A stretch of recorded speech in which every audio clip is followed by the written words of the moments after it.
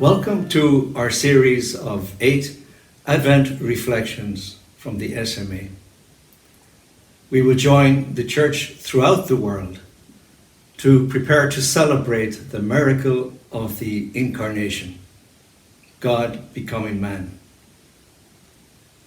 We're preparing to celebrate this on Christmas Day, an event that happened 2,000 years ago. And yet, each year we wait again to celebrate this amazing event. Within our church, during the Masses, we have beautiful scripture readings that are worth meditating upon, prophesying the coming of Jesus. We might even have in our homes a crib set up to remind us of this event. In our churches and in some of our homes, we have an Advent wreath where we light a candle each of the weeks of Advent, like a countdown. So even during these difficult days of pandemic, I think the children in our homes are excited that Christmas is coming. And I'm sure even in these difficult times, we will make every preparation for them to make it a special time. But for us Christians, we can also enter into the spirit of Advent as we wait with joyful and eager anticipation. I always remember from Winnie the Pooh. You know Winnie the Pooh. He was a little bear and he had many wise sayings. And one of them was, "There's only one thing in the world better than eating honey: the moment before you eat it." So that joyful, eager anticipation sums up our Advent attitude. By enjoying our Advent preparation, we ensure that Christmas is always about Christ, God becoming man, God coming to live with us. "And a maiden shall bear a son, and he shall be called Emmanuel." That's the meaning of Emmanuel, God with us. Emmanuel, Emmanuel, his name is called Emmanuel. God is with us, he is with us, his name is called Emmanuel. I would like to share with you this evening a little story. I'm going to read it for you now. But it's a story that I find very special, and it explains for me the meaning of Christmas. The snow had been falling for most of the day, and the blustery wind caused it to form drifts along the walls and hedgerows of the countryside.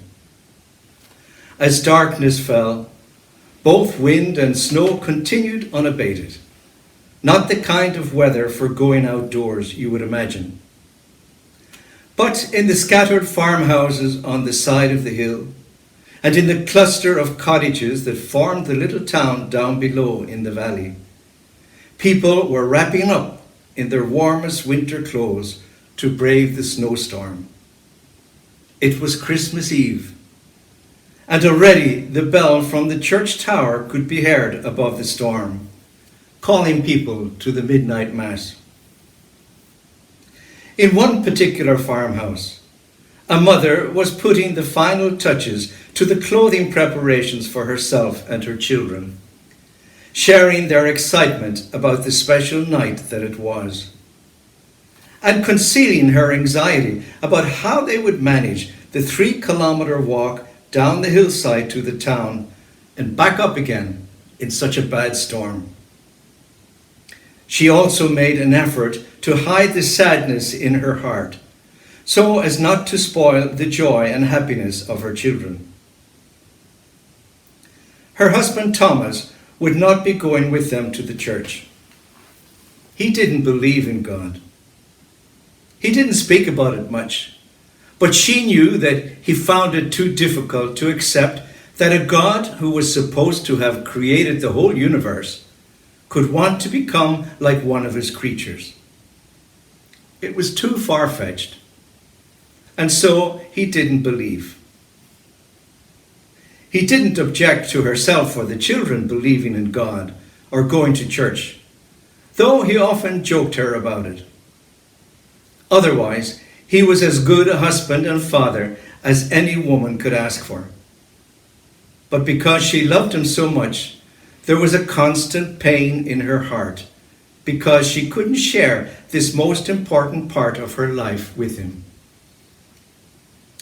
As she and the children got ready to leave, he sat in the corner by the fire, telling them they were daft to be going anywhere in such a storm. It's bad enough, he said, to believe a fairy tale about the God who became a helpless little baby without going out in the middle of a snowstorm a couple of thousand years later to celebrate the event. His wife tried to ignore these remarks as she and the children began their journey down the hillside. She was sad that he could not share with them the joy of this happy night. When they had left, Thomas decided to relax and read until they returned. He went out to the barn to get some more logs for the fire, wondering how his wife would be so gullible as to swallow all this Christian thing and want to go praying on a night like this. Just as he settled himself in his comfortable armchair by the fireside, he was startled by a loud bang on the window. This was quickly followed by another, and then another. He took a lamp and went out to see what was happening. A small flock of birds was caught in the storm and was attracted by the light in the window and the promise of warmth inside. Again and again they flew against the window as they tried to get inside. Thomas had a love for nature and birds and animals, and was upset to see these little birds injuring themselves as they sought shelter from the storm. He opened the door of the barn and put the lamp inside so that they could shelter there. Try as he did, however, he could not get them to go into the barn. He shooed them and talked to them and shouted at them, but not understanding what he was trying to tell them, they continued to fly stupidly against the window of the house. Finally, there was nothing more he could do. So, leaving the barn door ajar and the lamp inside, he went back into the house and sat down once again by the fire. As he listened to the birds banging against the window, he thought to himself, if only I could talk their language, I could tell them to take shelter in the barn, and then they would be fine. Or indeed, if I could only be a bird myself for a short while, I could go and show them the way into the barn. And then it hit him like a thunderbolt. This is exactly what God did. In order to show mankind the right way to go, God needed to talk a language that mankind could understand.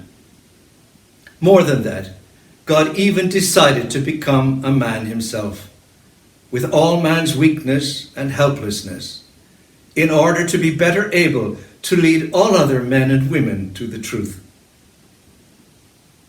It slowly began to make sense to Thomas for the first time in his life, and he was filled with wonder at the immensity of what God had done.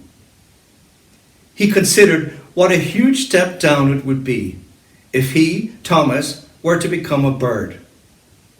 He then realized what an infinitely greater step down it must have been for God to become a helpless little human baby in order to save humanity. Although Thomas loved birds and really wanted to help the little ones caught in the storm, he wouldn't seriously consider becoming one, even if it were possible. How much God must love us, he thought, that he would actually want to become one of us in order to show us the way to freedom. The idea was mind-boggling. It didn't take long for Thomas to get dressed, and he didn't even notice the storm as he quickly made his way to the church in the valley. Nor did he notice the surprised looks he received from his neighbors as he entered the church in the middle of the midnight mass. He did notice, however, the joy on the faces of his wife and children as he squeezed into the pew beside them, and they could not help noticing the radiant glow on his own. Needless to say, it was the best Christmas they ever had.